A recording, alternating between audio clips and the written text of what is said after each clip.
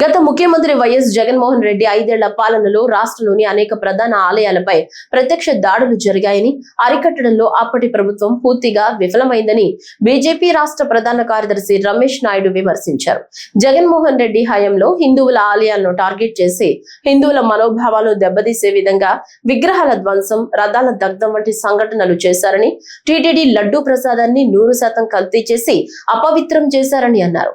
కూటమి ప్రభుత్వం తెస్తున్న పెట్టుబడులను చూసి ఓర్వలేక జగన్ ఐపో టీం కలిసి కుట్రలు చేస్తున్నారని ఆరోపించారు. రాష్ట్రంలో అల్లకల్లోలం సృష్టించేందుకు మళ్లీ ఆలయాలని జగన్ టీం వేదికగా చేసుకున్నారన్నారు. శ్రీశైలంలో జరిగిన తాజా ఘటన వెనుక వైకాపా హస్తం ఉందని తెలిపారు. ప్రొద్దుటూరు మాజీ ఎమ్మెల్యే రాచమల్లు శివప్రసాద్ రెడ్డి యువతను డ్రగ్స్ బెట్టింగ్లకు బానిసలుగా చేశారని, రాజకీయ లబ్ధి కోసం వర్గాల మధ్య విద్వేషాలు నింపే ప్రయత్నం మాజీ ఎమ్మెల్యే చేస్తున్నారన్నారు.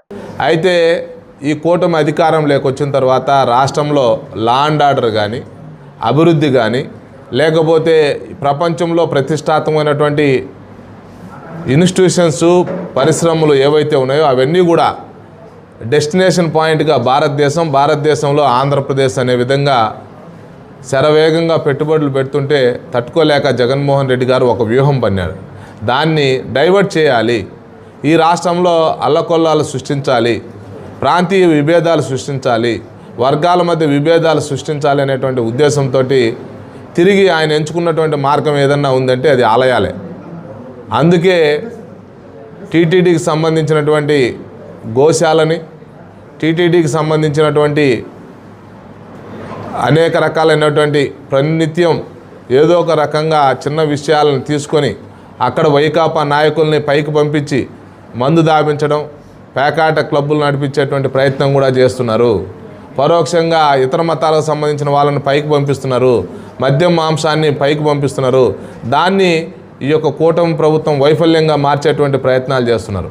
ఆలయాల దగ్గర ఇవన్నీ కూడా వ్యూహాత్మకంగా చేసేటువంటి ప్రయత్నం చేయడం, దానికి ఇది చూసారా కూటమి ప్రభుత్వం హిందూ ఆలయాల్లో జరుగుతున్నటువంటి దానికి ముఖ్య కారకులు వీళ్ళ యొక్క చేతగాంతనం అని చెప్పి హిందువుల్లో మరొకసారి ఈ కూటమి ప్రభుత్వం మీద వ్యతిరేకత పెంచేటువంటి ప్రయత్నం, అసహనం పెంచేటువంటి ప్రయత్నం పరోక్షంగా చేస్తున్నారు. అందులో భాగంగానే నిన్న జరిగినటువంటి శ్రీశైలం సంఘటన కూడా ఇది వైఎస్ఆర్సీపీకి సంబంధించినటువంటి కుట్ర ఉంది అని చెప్పి ప్రజలందరూ కూడా భావిస్తున్నారు, చర్చిస్తున్నారు. ఆలయాల్లో వరుస కథనాలన్నీ కూడా వాళ్ళకు ఉన్నటువంటి ఐపాక్ టీం ఏదైతే ఉందో దాని సలహా సూచన మేరకే ఒక వ్యూహాత్మకంగా దాడి చేస్తున్నారు.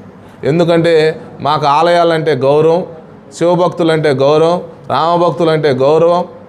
ఈ కూటమి 100% హిందువుల యొక్క మనోభావాలు, అదే సమయంలో ఇతర మతాలకు సంబంధించినటువంటి వారి యొక్క మనోభావాలు గౌరవిస్తూ తీసుకుంటున్నటువంటి నిర్ణయాల కారణంగా అన్ని వర్గాల ప్రజలు చాలా ఆనందంగా ఉన్నారు. కాబట్టి తను అభివృద్ధి గురించి మాట్లాడితే ప్రజలందరూ కూడా అవహేళన చేస్తారు, ఆహ్వానించరు.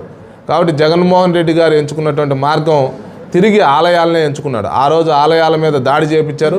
ఈరోజు ఆలయాలని వేదికగా చేసుకొని ఈ ఓట్ బ్యాంక్ రాజకీయాలు, అల్లకల్లోలం చేసే అశాంతిని నెలకొల్పాలనేటువంటి ప్రయత్నంలో ఉన్నారు.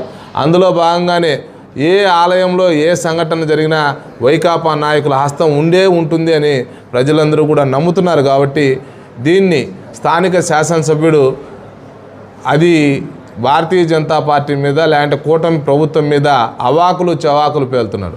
ఇందనక మా సోదరులు చెప్పారు, నాడు నేడు ఆయన అక్రమమైనటువంటి మార్గంలో సంపాదించినటువంటి అవినీతి సొమ్ముతోటి యువతనంతా కూడా డ్రగ్స్ అలవాట్లకు బానిసలు చేసి బెట్టింగులతోటి వాళ్ళ జీవితాలను నాశనం చేసినటువంటి గనుడు స్థానిక ఎమ్మెల్యే రాచమల్లు ప్రసాద్ రెడ్డి, మాజీ ఎమ్మెల్యే రాచమల్లు ప్రసాద్ రెడ్డి గారు ఆ రోజు టిప్పు సుల్తాన్కు సంబంధించినటువంటి విగ్రహాన్ని పెట్టేటువంటి ప్రయత్నం కూడా చేస్తే మేము అడ్డుకున్నాం, ఉద్యమం చేశాం. కేవలం ఓట్ బ్యాంక్ రాజకీయాలు, వర్గ రాజకీయాలు, ఈ యొక్క ప్రాంతంలో నివసిస్తున్నటువంటి ప్రజల మధ్య విద్వేషాలు నింపాలనేటువంటి ఉద్దేశంతో జగన్మోహన్ రెడ్డి గారి యొక్క తానులో ముక్కైనటువంటి రాచమల్లు ప్రసాద్ రెడ్డి గారు కూడా ఆ విధంగానే ప్రయత్నం చేశారు. కానీ వీళ్ళ పప్పులు ఉడకవు అనేటువంటి విషయం తెలుసుకోవాలి.